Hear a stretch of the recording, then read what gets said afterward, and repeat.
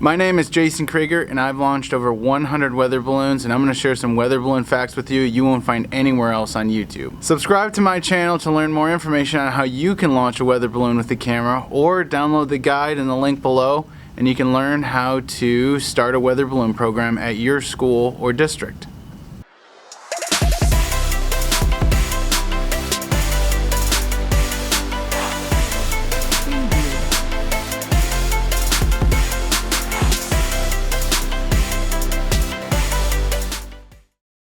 The weather balloon has sometimes been seen as an old school technology, but with today's modern electronics, rocket scientists only dream of the low-cost capability that these platforms provide to sense and image the world from above. I have personally trained hundreds of educators across the country in implementing these weather balloon programs within their core curriculum for science, STEM, and math, and I can help you do the same.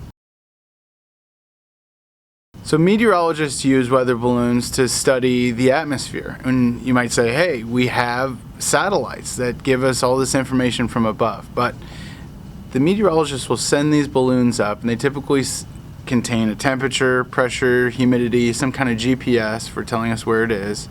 And they actually sample the atmosphere directly, and they use that sample to take a look at that satellite data and kind of confirm that it's correct or change the models.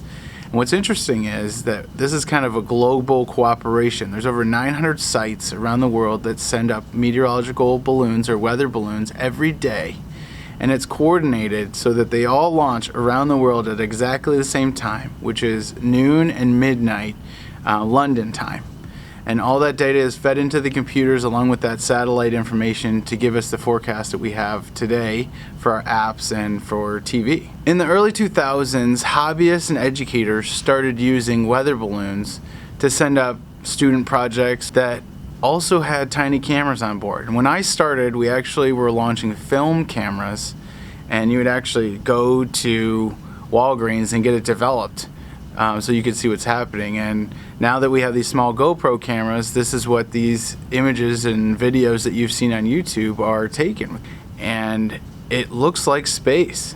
These balloons will reach over 100,000 feet in the atmosphere, or 30 kilometers, which is above 99% of the atmosphere by volume.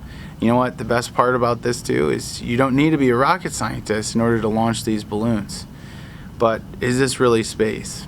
I'm going to cover that in another video. Most organizations use a latex balloon. This is typically like a very large party balloon. It is a thicker rubber, and when filled can reach a size of about 6 feet across while on the ground. After the balloon is filled, it will be released, and it will rise at about 1,100 feet per minute, or 5 meters per second. This is actually at the point as well you may encounter the troposphere, and the troposphere has an average temperature of about -40 degrees Fahrenheit. But it can actually get colder depending on the time of the year. The weather balloon will carry a parachute and a payload, or a box with the sensors such as temperature, pressure, humidity, and GPS through the atmosphere. And after they leave the troposphere, they will enter the stratosphere. And the stratosphere we can see is happening because there is a change in the temperature. It actually starts warming up. And the reason it warms up is the UV radiation is absorbed by the ozone layer at this level. But when we see that temperature change, we know we've entered the stratosphere. The stratosphere typically is about 50,000 feet above the Earth. As the payloads and balloons ascend through the atmosphere, the balloon will actually grow in size. This is due to the helium or the hydrogen matching the pressure outside the balloon. And the air pressure as you go up in altitude decreases.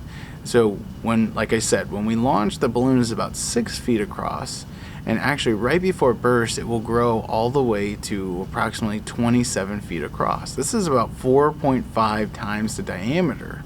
But if we use those same numbers and plug it into a formula for a sphere, which is roughly what a balloon is, we see that on the ground you have approximately 1 to 200 cubic feet of helium, but at altitude, 27 feet, 100,000 feet above the Earth, you may have a volume that's 10,000 cubic feet.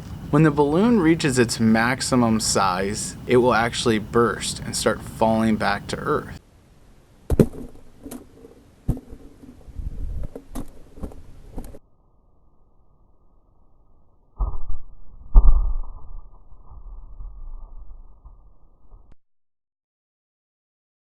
The parachute actually kicks in immediately as it is hanging right underneath the balloon, so there's no need to deploy it like a skydiver. But the unique thing is that it starts falling at about 120 miles an hour. There's nothing catching in the parachute. The molecules are super far apart, the density is very low, so the payloads actually are falling very fast towards the Earth. And actually there's a tiny bit of 0 G's that are experienced by the payload and the rest of the balloon as it starts falling. As the atmosphere increases, the balloon slows down and will actually land at around 10 miles an hour. So what are some experiments that you would be interested in flying? Use the comments below, give me some ideas of experiments or objects you'd like me to fly, and I will go out on the next mission, send them up, and provide a video for you guys to see what happens. So weather balloon tracking can be quite complicated. Meteorologists will use a pretty fancy system that uses line of sight technology like a walkie-talkie, a giant antenna on the ground, and get the data back into their computer system. Hobbyists and some educators will use ham radio and hiking GPSs, but StratoStar, we developed a satellite-based tracking system. So the sensor and the tracking data actually sent to satellites, which is forwarded to the internet, and allows anybody with a browser, smartphone, or tablet, your students, to track along on the map, see where it is, as well as graphing the data in real time. We also incorporated social media feeds so you can see what's happening at the launch site or in the tracking vehicles even though you can't be there. We just wanted to make things really simple so that you could implement this within your school or your district. Meteorologists actually track the data up until burst, but they do not recover. No one goes out to find these balloons. They just land where they land. There's an address on board, and it says that if you send it in, there might be a small reward, but as far as I can see on the internet, about 10 to 20% of these are returned. But hobbyists and educators, the whole purpose of this activity is that you can track and recover your payloads so that you can fly again and you can get that footage off your action cam. There are some very specific tips and tricks and equipment that will increase your odds of recovery, as well as some things that you should never do. If you're looking to start a weather balloon program for your school or district, use the link in the description below to download my free guide on how to start building your team and generating ideas of where you can implement these weather balloon launches within your science or STEM curriculum. If you would like some tips and tricks on how to fly weather balloons with a camera, or you'd like to see what happened to the objects and items that you suggested in the comments below, like this video and subscribe to my channel. If you have questions about weather balloon facts that I didn't answer, also include those in the comments, and I look forward to sharing all my knowledge about weather balloons so that you can fly and implement this within your classroom to make learning real. You are awesome.